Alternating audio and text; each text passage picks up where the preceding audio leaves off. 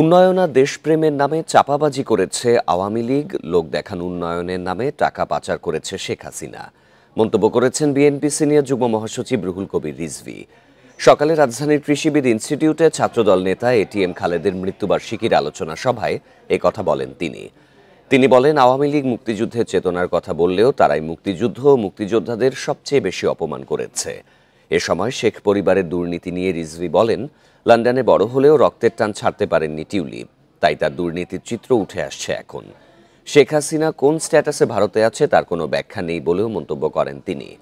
আলোচনা সভায় বিএনপির যুগ্ম মহাসচিব খায়রুল কবির খোকন বলেন, পরিবর্তিত পরিস্থিতিতে অনেক ষড়যন্ত্র হচ্ছে। সংস্কার কাজ শেষ করে জুনে নির্বাচন দেয়া সম্ভব উল্লেখ করে রোডম্যাপ ঘোষণা করতে সরকারের প্রতি আহ্বান জানান তিনি।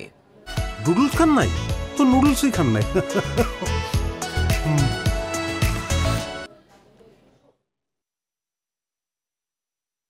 কিসের বাংলাদেশের উন্নয়ন? এগুলো সব চাপাবাজি করে গেছে, মিথ্যা কথা বলে গেছে, ফেরেববাজি করে গেছে।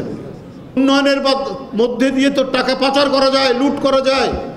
আপনি যে উন্নয়ন করেছেন কি বাপের বাড়ির টাকা দিয়ে আপনি হাজার হাজার কোটি টাকা, হাজার হাজার কোটি ডলার, লাখ লাখ কোটি ডলার আপনি বিদেশ থেকে নিয়ে এসছেন। নাম কয়েকটা লোক দেখানো উন্নয়নের নামে আপনারা যে টাকা পাচার করেছেন সেইটা তো বলেননি কখনো।